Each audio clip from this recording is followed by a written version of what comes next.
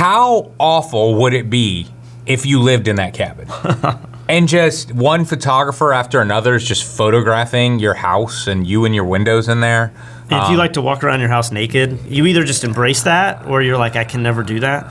I think people who like to walk around their house naked would probably love it. Having people photographing their house all the time? I think you build this house in the middle of nowhere so that no one is looking in. Hey guys, welcome to the next Critique the Community. Today we're going to be doing winter photographs, but if you would like to be a part of the next critique, it starts right now at fstoppers.com/contest. And what's the genre? We're gonna do the most difficult photographs you've ever taken. And so that can be any genre.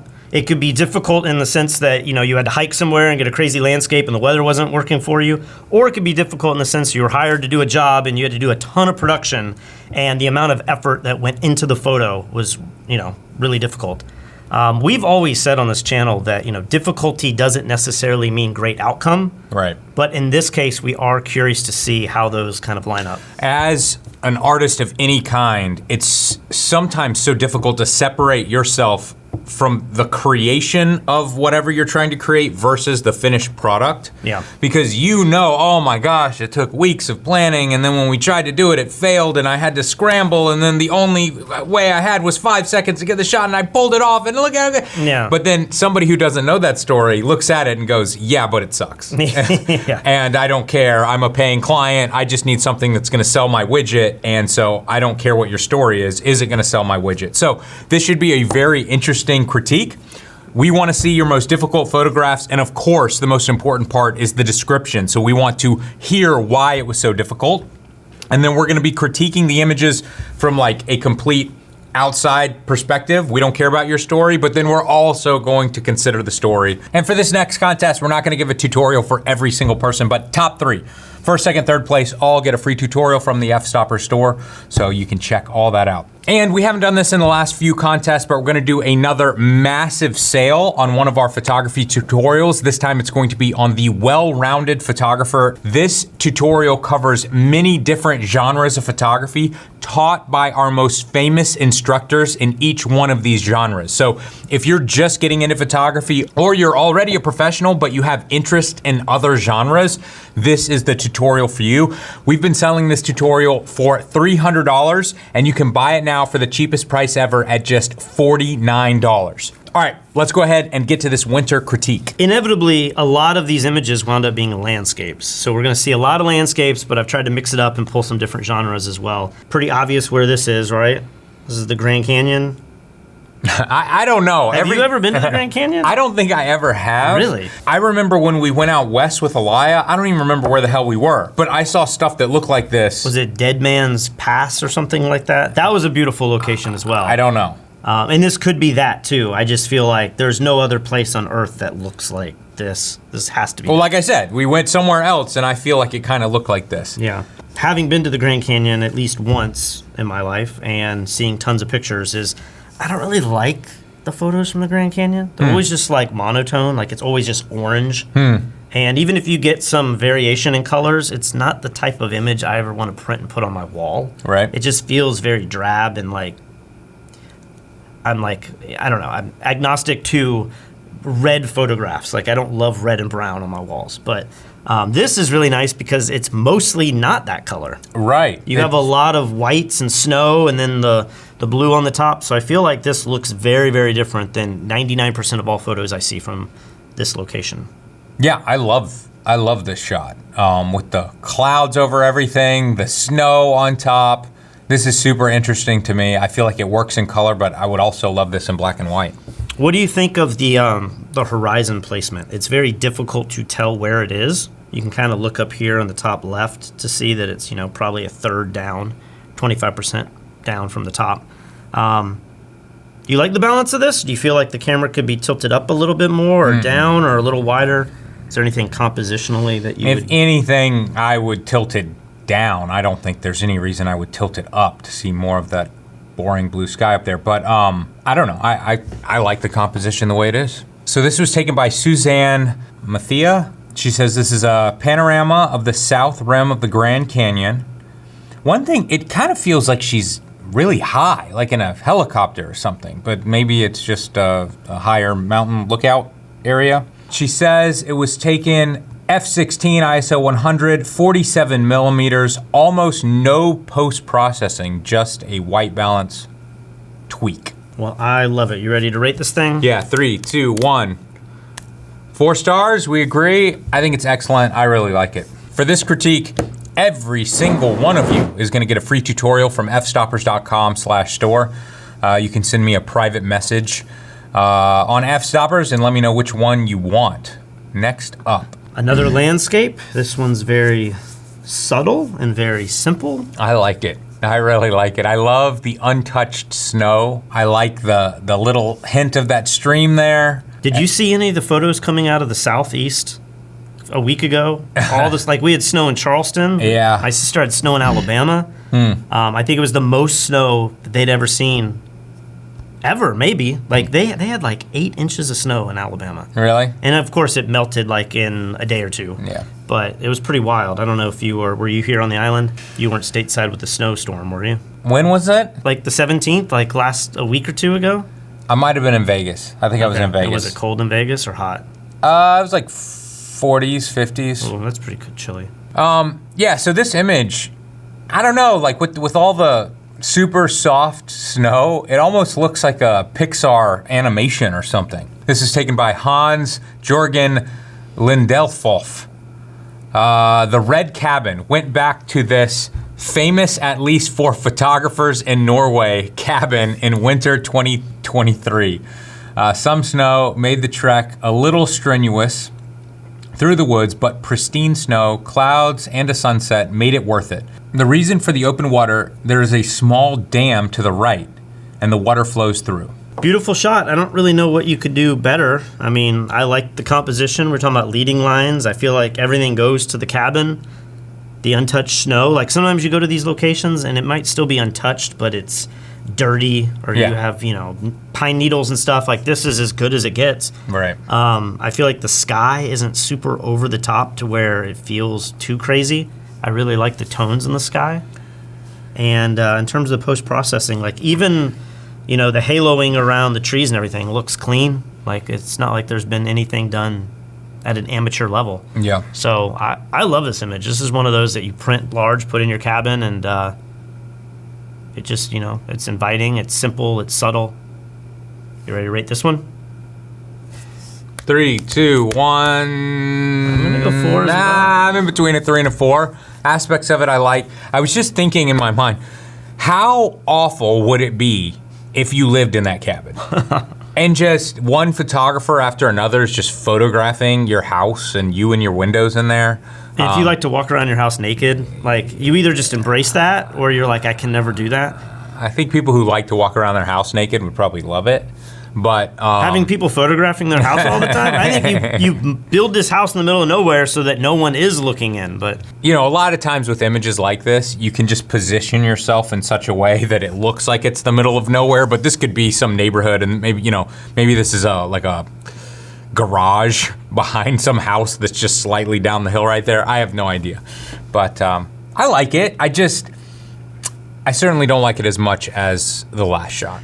Next image, I don't even know what this is, like advertising, or, I'm viewing it as an advertising image, but it's kind of just a athletic sports shot, friends and family. Yeah, aspects of this are so cool, right? Just the snowflakes coming off this thing look amazing, but she's only like 4 inches off the ground, not as cool. Facial expression, not cool.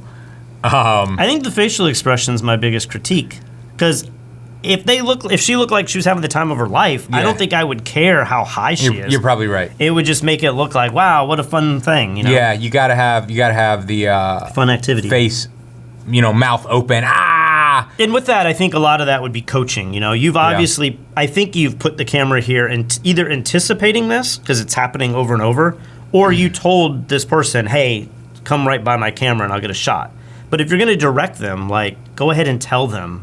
It's kind of like, final dips at the wedding or something. Like, I would always coach the bride and groom of what you can do to amplify the photo, because it's one of those like one and done sort of situations. Well, this reminds me. So I hired a bunch of micro influencers to buy my hot sauce and to make make content about it, right? Okay. Program is called Stack Influence, and because they're micro influencers, they're doing it just for the trade. Like they want the free product, they want the free hot sauce. Is the quality really low because? Oh my gosh. Hot and spicy. Put it on top. Young and precisely. Unimaginably How can we low. find these? Can we go just hashtag Olivium? All of them hot sauce. I don't think you guys are ready for this. It's hot sauce. I feel so bougie with this. Not bad. Dude, some of these people, they like, so you know the hot sauce comes in like the box and it fits right in there. Yeah. This one girl straight up made a video where the hot sauce is backwards in the box like this. And the whole post is her opening the box and you can't see what it is. Yeah. So that was officially like the worst of all time. But the majority of these influencers, you know, like I don't even know if they want to be an influencer or they just want free stuff. Yeah. It's fine, whatever they want, but your like attitude, the volume at which you speak, like I'm speaking very loudly right now, I'm animated right now. These people would be like, I got Olivium hot sauce. I'm gonna try it on some food today. And then they would take this hot sauce out and they'd put it on like cold, like hot dogs or something. Drinking Bud Light from a champagne glass.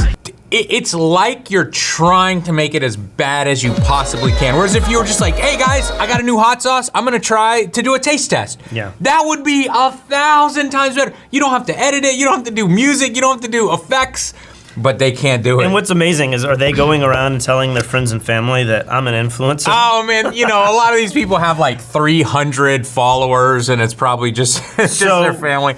I have many questions about this. Yeah, One, yeah. how much are you paying per post on average? Is this like $20? Is it just the free product? Are you paying hundreds of dollars? The influencer just gets the free product. Right. But I have to pay the platform for them to facilitate this. And so Each post at least is costing $50. No, it's below that. So I think, oh, well, yeah. I have to give the product away. Yeah. So you're already losing that. So Sure. that's $50 or $40, whatever. Well, you know, that's the retail price. That's Yeah. not my cost. And then I think they're charging me around $35 per post. Okay. And so I bought 300 of them because I knew what I was getting myself into. So I'm like, I'm gonna go for a lot and then I'm gonna hope for like 20 good ones or whatever. Yeah. I think I've gotten like 5. Yeah, out of how many? Maybe like 170 are done now. Okay. So I'm still waiting for about half So to this come is in. the lowest tier of influencing. Yeah, that the you can worst do. of the worst, And yeah. now are you ready to go to the next tier? I don't know. I have this no gave you freaking such a clue. bad Well, experience. I don't know, and I don't even know. The reason why I even brought this up is just because, like, you know, you scroll Facebook, Instagram, whatever, and you like every ad is just an influencer now. Yeah. Like even big brands will just hire somebody with a cell phone to read a script. Mm-hmm. And so you think, oh, I can do that because I have a cell phone and I have a house. I can just record myself, and you can. But you have to learn to speak. You can't mumble and talk like this, like you're sad. You have to be loud and animated and like nobody wants to hear you otherwise. And this person on this sled needs to be excited. But this is what every one of my influencers looks like as they're trying my hot sauce. Yeah. Like a robot.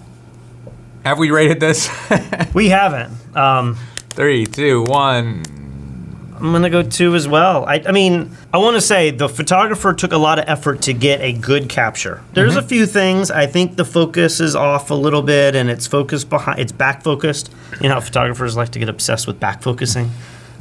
This is either not focused correctly, or like maybe you could just increase your depth of field for a shot like this. I think the person's just moving really quick, and Or- they focus correct, and then she You moved think through the that's frame. motion blur? Oh, I don't know about that. Well, let me see the back of her. Because the back's pretty sharp, but either way, I like think it's back increase the focused. shutter a little bit, increase the depth of field a little bit, up the ISO, just to get it a little sharper. But I think like action-wise, like I see so much potential in this. I want to see a color grade. This feels like very flat, straight out of camera. I would also like to think that, I mean, you know, if you're going to go down this route, could you put lighting and get it to where it's just like a little bit more dynamic. This looks like an advertising image to me. I want this to be for, you know, the Boone Slope or something. You know? Sure. And it could be. If she had a good smile on her face, and maybe even in Lightroom now you can select her and do fake lighting like Pi does in his Lightroom class and make this look like it's strobed, it would just be so much more polished. Here's something else that I just want to go off on a crazy tangent. So, you know, everybody's done the sled where you're on like the trash can lid type thing. It's just like a smooth thing you sit in, Sure. and those work perfectly, right? Everybody's done the inner tube. Yeah. You sit on the inner tube, those work fine. Yeah. Have you ever actually tried to sled on something like this? No. So 1 year. It seems like it's got to be more like ice or something, right? Exactly. 1 year, my dad was like, are these called toboggans? Maybe. I want a really high-end toboggan. I want to be able to like put it on the wall, and then at Christmas we're gonna go sledding as a family, right? So my mom buys him one off LL Bean for like hundreds of dollars for this thing, and we're like, this is gonna be awesome. You know, it's gonna be so fast. You set it in like 2 inches of snow, it just immediately sinks. It doesn't sled at all. It has a ton of surface area because the snow's hitting the bottom carriage, right? Yeah, it wasn't even close to moving. You need this to be on like ice to where just the blades or something are touching. Right. It just seems like this is not for sledding. It seems like this is for like pulling behind you as you're cross-country skiing on ice or something. Yeah. I know in every movie, this is what people are sledding on, Yeah. but I've tried to do it, and I guess, you know, we have proof right in front of us that it works. She's doing it. Yeah. But for me, I could not even move. So I don't know what I did wrong, but it Yeah. seems like it needs to be on pure ice to work. All right, well, enough about the toboggan shot. Let's right. move on. Back to landscapes. Goodness. I'm trying to think why I like this so much, because it's pretty flat in some ways. Color-wise, it's kind of flat. But maybe it's got like these micro variations that make a blue image like this have enough interest in it. And just the complementary colors of the warm and the blue. It's an image where I feel like normally I would look at this and say like, if only you had combined it with a earlier shot or some sunlight, you know. I really like this. And I'm having a hard time figuring out why, because normally I would probably not be so kind to an image like this. Do you think this is a famous photograph spot that everybody takes pictures of? I mean, it's got the reflection, it's got the bridge, it's got the mountain, it's got the trees that kind of look like an island. It has everything going for it, but it also feels like maybe this wasn't. This was just a lodge the guy was staying at and scouted this one location. So this was taken by Mike Yakulik, and he says that this is a famous Of course. cabin in British Columbia, but this is taken from a less common angle. Interestingly, though, he says although it was snowing, it wasn't showing up in his image. So he added it in post. And I'm trying to imagine it without the snow. I do think I prefer the snow. I think it looks better with the snow. Yeah, snow is almost impossible to capture in this sort of situation because you need it to be lit and brighter than the scene, but normally it's always exactly the same tonality as the scene. And it's moving fast, so sometimes it doesn't capture, especially if you're doing a longer exposure. So if you want this sort of effect, you almost 9 times out of 10 have to add that in post. And I do like it. It's subtle. It's not over the top. Yeah. I never even considered that there were snowflakes in it. I just got kind of a vibe overall, and I think it looks great. Ready? 3, 2, 1. Man. 4 stars. I love this one. So I have a question for you. It's currently winter here in Puerto Rico, right? Whew, it is. It is. It is literally 80 degrees right now, but it is winter. Yeah. And we didn't say we wanted images of snow Just had to be taken in the season of winter. in the season of winter. Well, I just went out with the most expensive camera I have ever used. This is more expensive than the GFX 100 and all. I mean, this says Well- Hasselblad, so it's got to be. Yeah, I don't know. Maybe it's about the same. This is a Hasselblad X2D. I knew nothing about this camera. What does this kit cost? What are we looking at?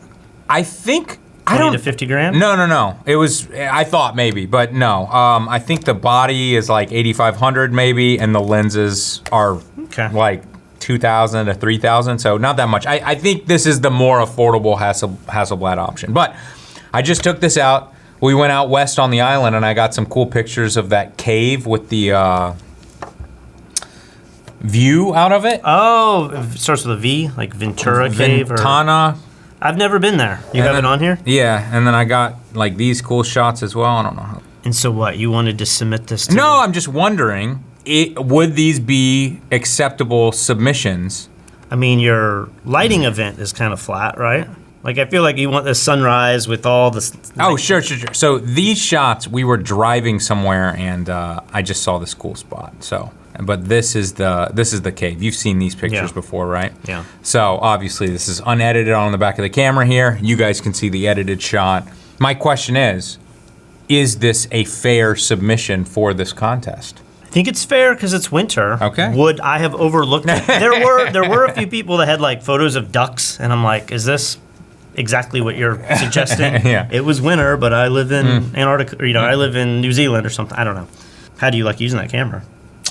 Much better than I thought I would. So I just had this negative view of Hasselblad that, it's just super overpriced. You're paying for megapixels, but... And they used to be so big. Right, with the big, mirror, and I feel like they were not as reliable. I was expecting, very unreliable, poor autofocus, loud, slow autofocus, very bad UI, crappy screen on the back, everything. And what I got with this camera was kind of a shock. It's much closer to what I would consider as like the perfect ergonomics of a modern camera. We've talked about this for years of like why do these cameras have so many buttons on them instead of just having a larger touchscreen that's actually usable? So the touchscreen is probably the best I've ever seen on a digital camera before. And then just like the menu, this is the whole menu right there. Yeah. It's just so much easier to use than any other camera, especially Sony. Like our Sony cameras are the most convoluted menu system ever. I love Sony cameras, and I hate their filing system. When you go into the memory card and try to find videos and photos, they're in the craziest locations. And their menu system is incredibly difficult, especially among different cameras. Yeah. You know where it is on one, and you can never find it. Oh, and here's the other cool thing about this camera. So when they sent it to me, I open up the memory card slot, and I'm like, oh no, what is this? I don't even know the names. QXD card. Or like, compact flash type B or something I've never used before. And I'm like, oh, they didn't mail it to me. Now I gotta buy one of these things. They're probably $700 for the card or whatever. And then I read about the camera. It has an SSD built in. So you don't have to use memory cards at all. I've always wondered why, like our GoPros and Action Pro cameras, they all have that. Why do our phones have it? Why do more mirrorless cameras not have a built-in memory? I don't know, but I'm about to film a whole review on this camera, and I can't say like you should sell your $2,000 camera and go buy a $10,000 camera, but it's way better than I expected it to be. All right, this next image, we have moved into a totally different genre. We still have that overlay effect kind of going on that we saw with the previous one, but it's not as subtle. It's kind of a whole part of this image. Maybe even without the overlay, would this even necessarily look like a winter image to begin with? I don't know. Yeah, it kind of seems just like a portrait of somebody, and then they put white behind them, and then snow on top. And when we look at the last image with the snow, I would say it was very subtle. Yep. And then we look at this, not so subtle, not so realistic looking. When you add snow or rain on top of an image, you need to add depth to it.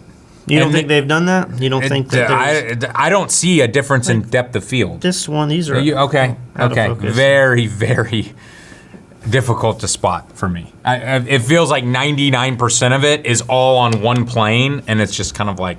But I don't know that bothers me. Okay. Because this looks like a commercial image that would be the thumbnail for the next Game of Thrones on, Netflix or HBO or whatever. Mm-hmm. And I think it looks great for that. Maybe I want like a little bit more contrast. I want it to pop a little bit more, but I really like this. Are you ready to rate it? I have a few things that kind of stand out to me, but... Yeah, let's go. 3, 2, 1. I'm throwing all 4s on this critique. What I is mean, he going didn't on? throw a 4 for The toboggan, Yeah. no, like that one needed work. I'll go but 4 as well. I don't know. I'm in between a 3 and a 4. What do you think about the crop here? The crop. You're saying you just want a little bit more of her chest because it's so heavy For on photography. the crown. I don't know what you're saying. You want to know, I don't want to see more of her chest for the sake of her chest. But you if- want to know if- what she's wearing. Or do the feathers, or not wearing. Yeah. No, I'm saying I'm just Her eyes are too center of the frame, Right. and that bothers you. Right, and I know why they did that Yeah. because they needed to capture the whole crown. It makes sense, but it feels a little like bottom heavy to me. But I understand not wanting to What do that. bothers me more than the crop is that feather under her chin. Like, I want to see that chin line and the feather to be in a different direction or removed. Yeah, that seems is like a little weird. I feel like a lot of work went into this. We're Yeah. talking about the next critique being difficult photos. This feels like a difficult photo to take. Uh-huh. And I feel like a stylist or whoever could just pull that feather while you're shooting and it would be, 5% better. And in an image like this, maybe 5% makes a big difference. The crown, I feel like is amazing. Maybe this is something you can buy on Temu and it's a super common crown. Have you bought anything on Temu? No, but I bought a bunch of Gibson Les Pauls from China. Okay. And I've been trying to do this review on them, but it's not been as straightforward because like some of them really suck. Like not suck, but like they're not playing well. And then others are kind of playing. I don't know. It's These are like knockoff fake products. $250 guitars shipped from China I don't get that. to Puerto Rico. And they say Gibson on them, so there's like an infringement sort of, copyright, patent sort of thing, trademark issue there. But like you have a full guitar built that's got all these components and fret. It's like complicated, right? Yeah. For $250. And how much does the real one cost? Real one's probably like $3,000. Wow. At least, And then the shipping would be $250 just to get it here. I was just talking to our FedEx account supervisor, and I was like, why do things cost so much to ship when China can ship a guitar for who knows how much, because it's built into the price, or I can go to Gravity Backdrops and they can send a backdrop from Serbia, huge tube, to my house in 4 days, and the shipping is like $50. How in the world does a bottle of hot sauce for you to ship internationally cost as much as it does? Shipping just seems insane depending on how you go about it. I haven't been able to get a good answer on why that is, but they just put these guitars in a styrofoam case and just ship it to you. Some people get it and the neck is broken, and then, you have to deal with the repercussions of dealing with somebody in China, but Well, I heard somewhere, and I just heard a blurb about this, but I heard that shipping is subsidized by the government in China for this very reason. Have you heard this? no.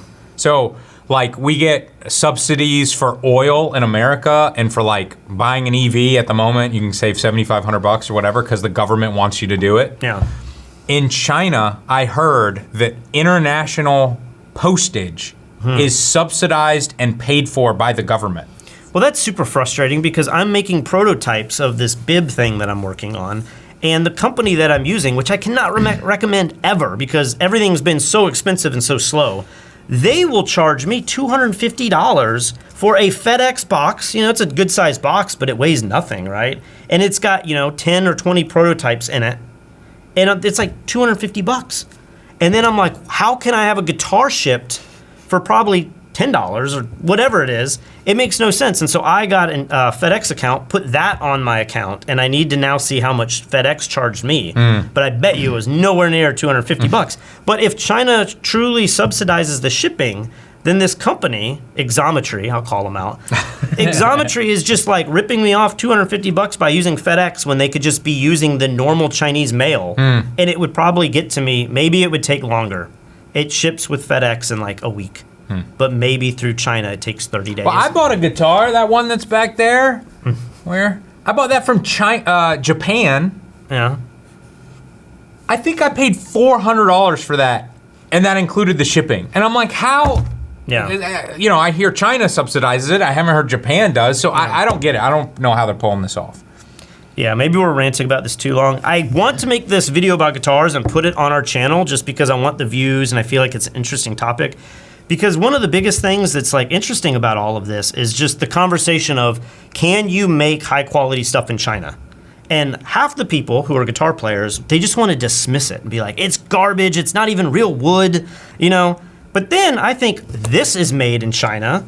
Everything we consume is made in China. China just dropped that DeepSeek algorithm for ChatGPT competitor, and they claim that it's way better than anything the United States has done. I'm skeptical of that. But this idea that China isn't great at doing things is a very interesting conversation to me, because I think they probably are on the same level as us, but we've just stigmatized them to make ourselves believe that China's not capable. I mean, in many ways, I would say they're far superior to America. I mean, the amount of hoops I have jumped through, like this label right here has been the most difficult part of this entire project. Doesn't even make sense. Like, how can I get a box made and the box looks good, but then the label turns out bad over and over and over and over again? I think I've been through 6 different printers.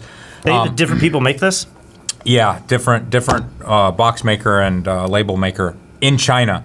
But I will take these products to American printers and I'll say, I'd rather work with you. Yeah. How much more will it cost for you to make this?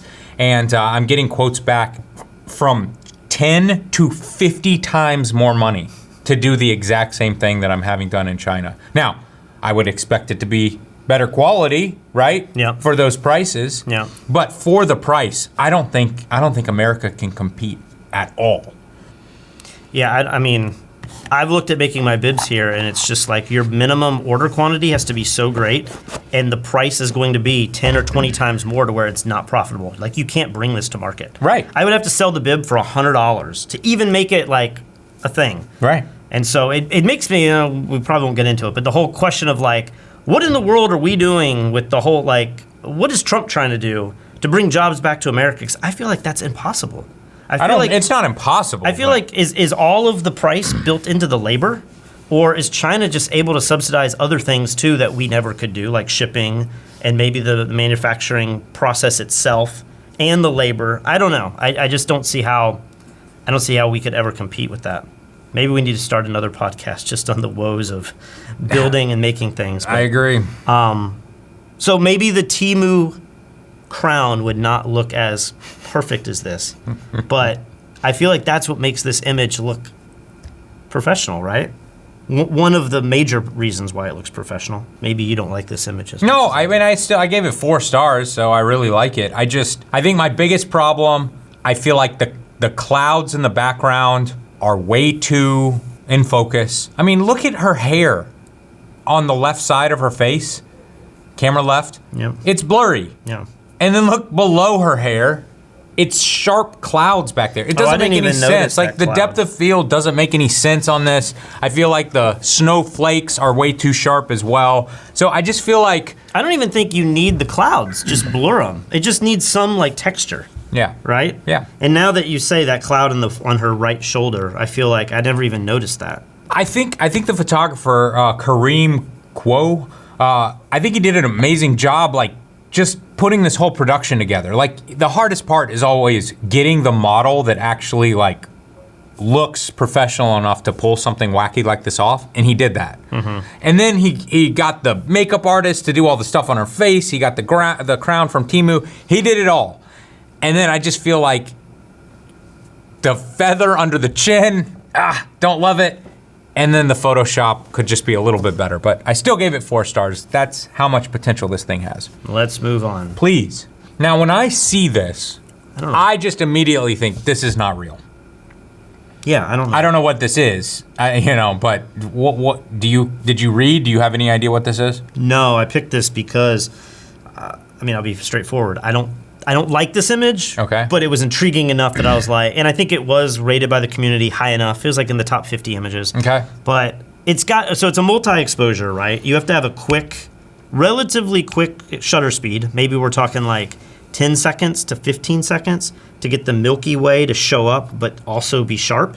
But then you need a long exposure to get the star trails to do this, or stack them. Elia teaches how to stack multiple star trails to create this sort of pattern. So it's multiple exposures here. But how in the world are the stars falling in this direction with no arc I've never seen an image like this. It almost looks like an alien invasion. Do you know? Did you read this? Do you know what's going on? So he says this is a nice grouping of Geminids. I have never heard of that, so I just Googled it. And it says, if I'm even pronouncing this correctly, Geminids, do you think that's how I say that? Geminids are a meteor shower that occur every year in mid-December. They line up with the constellation Gemini.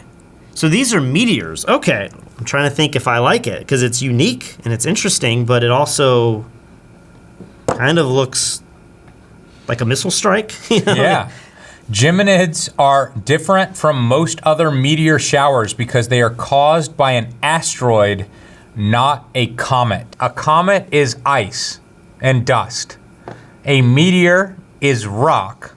There's 3 words here that were confusing. Yeah. There's comet, there's asteroid, and there's meteor. Yeah. And so I thought meteor would be something that came into the Earth's atmosphere, but now I'm totally confused. I don't know. Okay, here we go. Meteorite hits Earth's surface. Asteroid, a rocky object that orbits the sun. And a comet is made mostly of ice and dust. I feel like this is like 7th grade. And Maybe lower, maybe yeah, lower. like 6th grade you learn about this, Yeah. and we're like, what? Man.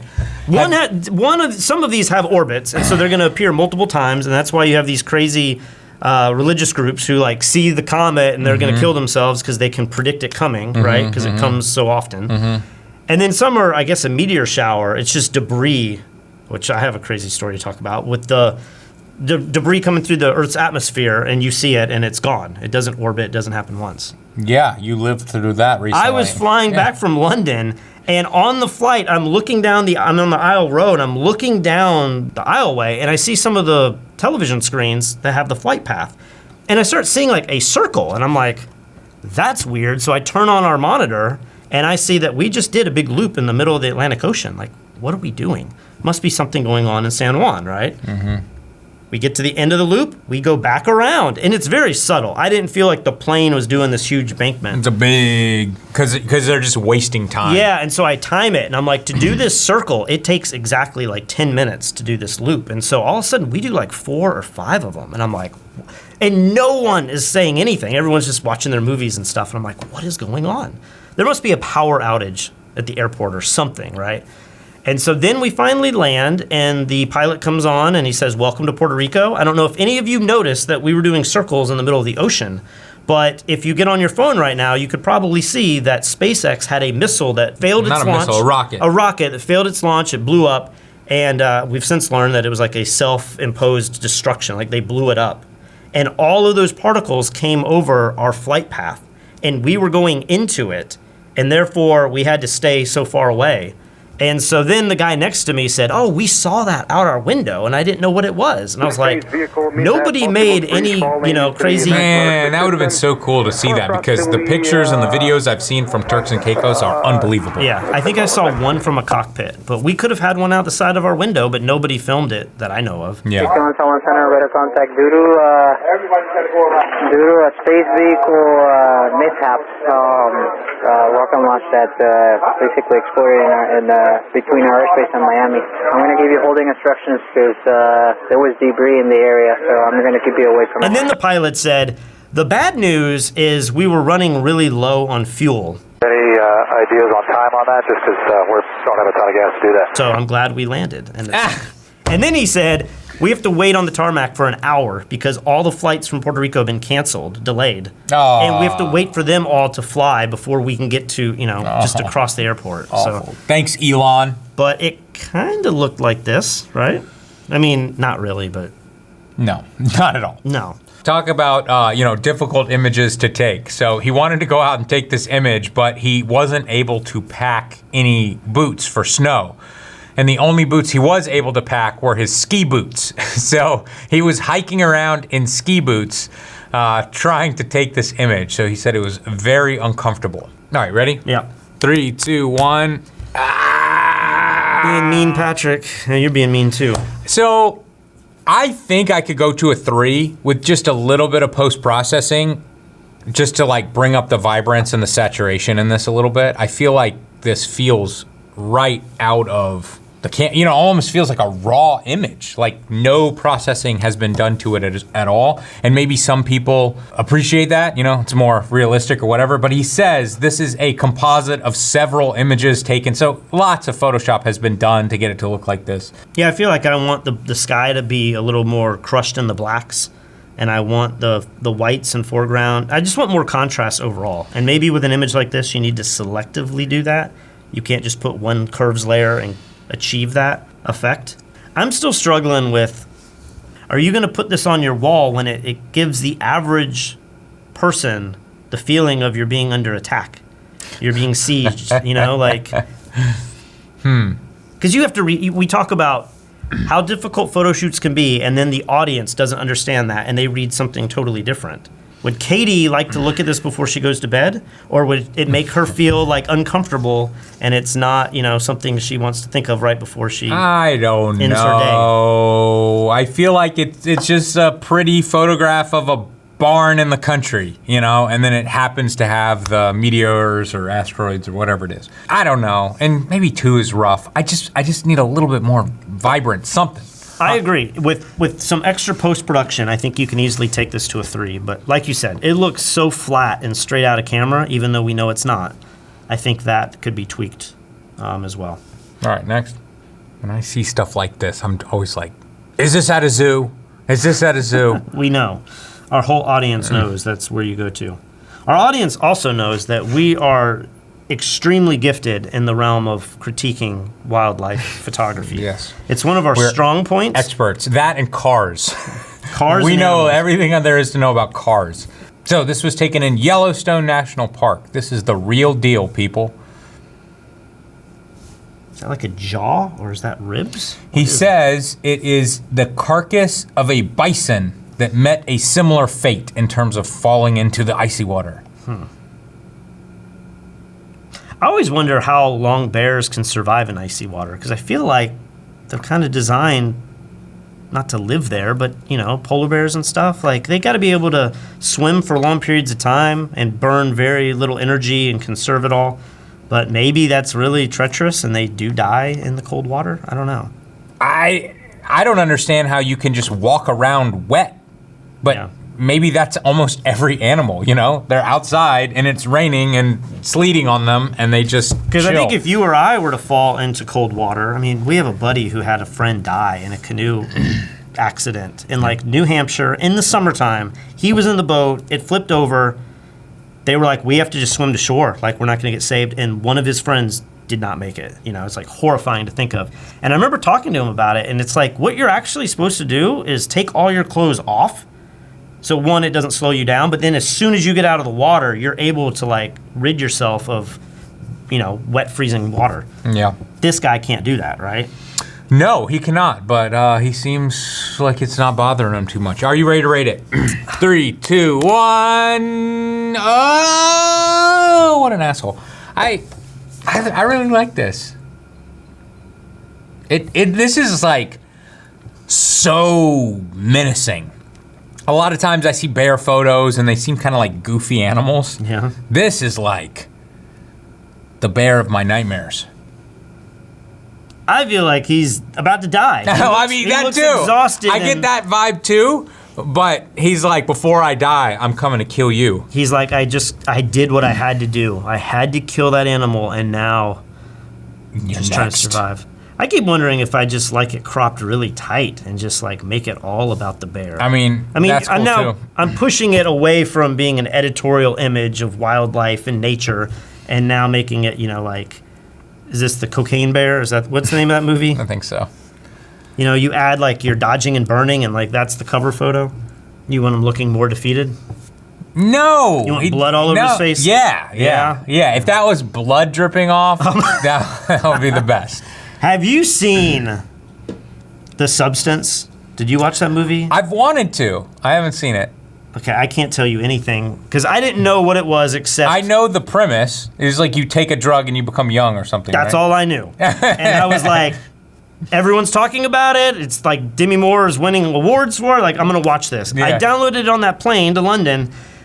one of the most awkward plane flight movies I could have ever picked. And you need to watch it because I'm curious what you think. Because I feel like it's shot, I saw the trailer and I was like, man, this trailer's crazy. Like, Kristen will not watch this based on the trailer. It's shot in a very Requiem for a Dream, where, like everything's, it's doing all these hard cuts and stuff. The movie is very much like that throughout, not all the time, but it's worth watching. I'm just curious to see what your opinion is, because I have strong opinions about it. But if he was dripping blood, it would be like the substance. All right, next one. We're back to the undisturbed snow. This color grade, at least on this monitor, it's a little warmer here than it is up there, but it's very different, and I really like it. It's almost got this like copper sepia tone. And what do you think, in the mid-tones? Like, can you identify where that is? It's over the whole image? Because it does feel cool, but it also it's like this dual tone thing where maybe just a part of the histogram is warmer than another part. I'm not good enough at Lightroom to even pick out what you're talking about. But I mean, do you see what I'm talking about? I see a slight color grade, like a copper color grade, but it's not standing out to me like it is you. The one thing that's standing out to me, something weird's going on with that mountain right in the back center. It almost feels like it was very overexposed or something, and he's like recovered those highlights, and feels like it has that gray tone when you recover highlights that don't exist anymore or something. Something about that doesn't match the rest of the image. I wonder if the mountain was really difficult to see. And he did like clarity or dehaze or something. Well, so you went to Japan with Alaya to film 2 tutorials, Photographing the World Japan 1 and 2, and I don't know which one it was, but one of them, he did this really interesting technique that I've never thought to use, where he took like basically a time lapse and just let the camera take all of these images, and you were trying to capture Mount Fuji, is that the? And basically what he did was at every interval, every 5 minutes, he could capture one part of the mountain, but not the rest. Yeah. And then using statistics or averaging or means, some Photoshop technique, he was able to take like all the little pieces and combine them to where he had a lot more of the mountain showing up. Yeah. I was like, wow, that's a really interesting technique, because I would have given up and just said, which one of the 50 images I took has the best mountain? We're gonna go with that. I don't know that any of that was used in this image, but it makes me think of that technique, which could have been used here to help bring out a mountain that could be hidden. And it just doesn't seem like it's thick clouds and you can see little pieces. It seems more like, fog, haze in front of the whole thing. Yeah, so it's probably dull throughout every frame. This was taken by Jobby Sands. He doesn't say much. He just says one of his favorite shots he's taken on a snowshoe hike. Ready? 3, 2, 1. I'm gonna go 4 too on this. I'm in between a 3 and a 4. I like it all right. It's something about that mountain in the back just feels a little over-processed to me, but it's cool. Do you think you could burn in a little bit, or that would make it worse? Do you think it needs to be, the shadows need to be duller, or you need it a little sharper? I'm dealing with this situation right now with the cave I just photographed. The image straight out of the camera, you can either have detail in the cave or you can have detail in the view. But the camera has 15 stops of dynamic range, so I can just take the shot where the view is perfect and I can just recover the shadows, and it looks perfect. Like it doesn't create halos like it used to a few years ago. Yeah. It doesn't do that anymore. But it doesn't look real either. The farther you push that, it just kind of looks more like a cartoon. Yeah, we've always heard people say, what is it that you want out of the next generation of cameras? And it's always more dynamic range. But there comes a point where you have so much dynamic range that, one, you have to find a way to display it. But when you can display it, there's so much detail that isn't what your eyes see that it starts to feel really fake. And so maybe the argument is, I want the ability to choose what I want. But sometimes I like highlights being blown and blacks being crushed, baked in to some degree. Like, I want to be able to slide it a little bit. But when it's so flat and you see everything, I kind of struggle on, where do I need to add contrast back to make this look more realistic? Right. Yeah, I've had that problem myself. And that cave would be the most ultimate dynamic range difference, like it's a very extreme I love that the foreground is in shadow. And you have this little highlight here on the bottom left, and then you have this strong highlight running through the middle of the frame. Normally, I would have tried to walk further up to try to get the brightest part of the frame in the foreground. But I like how it has, you know, this dynamic range change where the foreground is already, it's like a natural vignette caused by the shade of the mountain. Yeah, and I like the trees too. The trees are creating this nice leading line. Yeah, really right. pretty shot. Next up, oh, that's cool. So this photographer had at least one other frame like this. This might have been the higher rated image, but I'm trying to figure out, I did read how this was done, but I still don't really know. So, I'm just gonna guess. Got a speed light on a short stand. He told the skier to go directly past the speed light and then do a hard cut. Speed light is firing directly at the camera. It's bouncing off the snow, reflecting back, hitting the guy in the face. Is that what happened? I don't know if he answers that, but my thought was, do you do all of that, or do you somehow connect a speed light onto him, strap it on his leg, facing you, and like... Then you can get as many shots as you want. Yeah, and then we just go to the next location, because to hike up, you know how hard it is to hike in the snow? Like, That's you a great hike up idea. there, and then you put the light, and then you have to tell him, just like the bobsledder or the toboggan girl, you got to tell him, you got to go here and do this activity, and then you got to look good. That's a good point. But I don't think he tells us, and it does say that it's a high-speed shutter with an 8200. That's a Godox strobe, 2 of them. And I believe that strobe, is 8200, is that too big to mount on somebody? Or it'd be kind of a pain? It's like a little bigger than a speed light, I believe. Hey, but he says he has 2 of them. Yeah. So I'm not sure what he did with both. So I would love to know how you placed the strobe. And Kyle Sanguine took this. Kyle, we're angry with you. We want to know where you put the lights. And you had the perfect opportunity to tell us in the description you didn't do it. so this is cropped in a very panoramic shot. Do you feel like you would love it? I mean, his expression's a little dead, but would you like it a little tighter to where you don't see the plume in the beginning and the end? I like both. I like his crop, but I also like this as well. It's a really interesting use of speed lights. Like, I love the little blue underneath too. Yeah, that looks so. It looks like the ocean or something. I wonder if there's a way to do this with like surfing or wakeboarding or kiteboarding. It's just you just need waterproof stuff, and you need to mount it. But it doesn't work. The radio signal doesn't work in water. That's the problem. Yeah. Did we rate this? No. 3, 2, 1. 4 stars. I think my biggest complaint is going to be the facial expression. Everything else about this I love so much, but man, that facial expression. It's not as bad as the toboggan girl. And he doesn't have to have the facial expression of, I'm loving life, but this is kind of like he's questioning life.